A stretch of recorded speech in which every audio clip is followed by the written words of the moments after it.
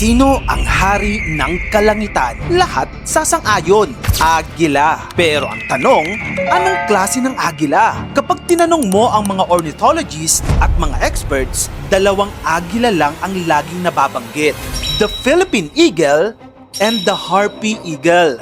Parehong apex predator. Parehong kayang pumatay ng unggoy. Pero what if magtapat ang dalawang ito sa himpapawid? Sino ang magwawagi sa kanila? Ang Philippine eagle ay galing sa Pilipinas. Matatagpuan ito sa kagubatan ng Luzon, Samar, Leyte at Mindanao.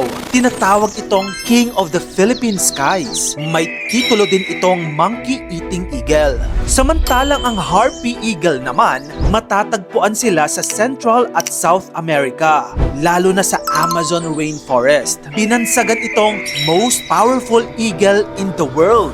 Pero ang tanong, mas powerful pa ba ito kesa sa Philippine eagle? Tara, pagtapatin natin ang dalawa. Magkakaroon tayo ng 5 categories. Sino ang mananalo sa kanila? The battle starts now. Category 1. Size and weight. Simulan natin sa laki at timbang.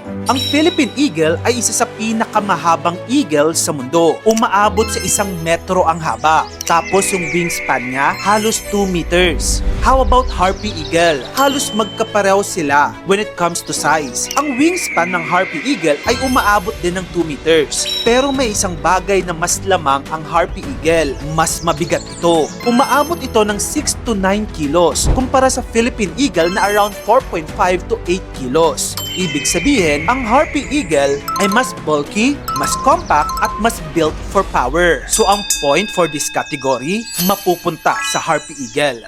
Category 2. IQ.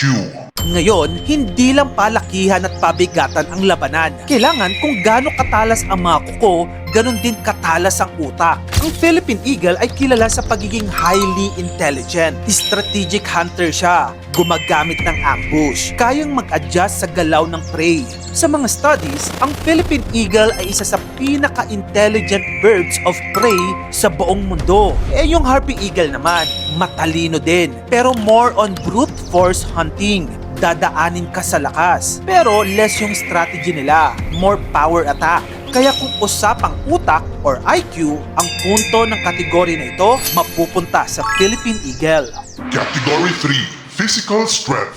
Dito, nagiging brutal. Hindi kasi sapat na matalino ka. Kailangan may angkin ka ding lakas. Ang harpy eagle ay may claws na halos kasing laki ng bear claws. O yung mga oso, umaabot ng 5 inches ito. Kayang buhatin ng harpy eagle ang prey na kasing bigat ng unggoy o sloth. Meanwhile, ang Philippine eagle, kilala rin sa lakas at kayang manghuli ng monkeys, flying lemurs at large birds. Pero kung pure gripping power, mas kilala ang harpy eagle bilang pinakamalakas ang grip sa lahat ng agila. Ang punto sa kategorya na ito mapupunta sa harpy eagle. Category 4. Speed.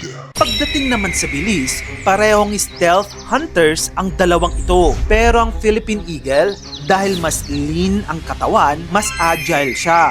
Mas mabilis mag-maneuver sa dense forest. Yung harpy eagle naman, mas mabigat. Kaya mas limited ang speed sa tight spaces. Pero powerful ito sa short burst. Still, mas flexible ang galaw ng Philippine eagle. Kaya sa kategory na ito, panalo ang Philippine eagle.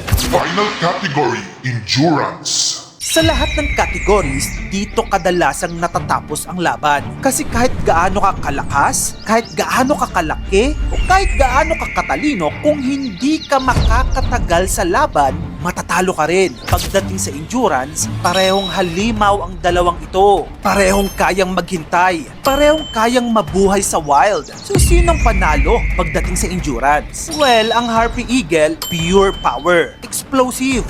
Brutal. Pero ang Philippine eagle, mas magaan, mas mabilis, mas calculated, at mas nag-iisip ng bawat move, at mas efficient sa long hunts. Kaya naman sa laban na hindi lang palakasan kundi patagalan, isa lang ang may edge. Ito ang Philippine Eagle. 2 puntos para sa Harpy Eagle, 3 puntos naman sa Philippine Eagle. Ang panalo sa tapatang ito, walang iba kundi ang Philippine Eagle.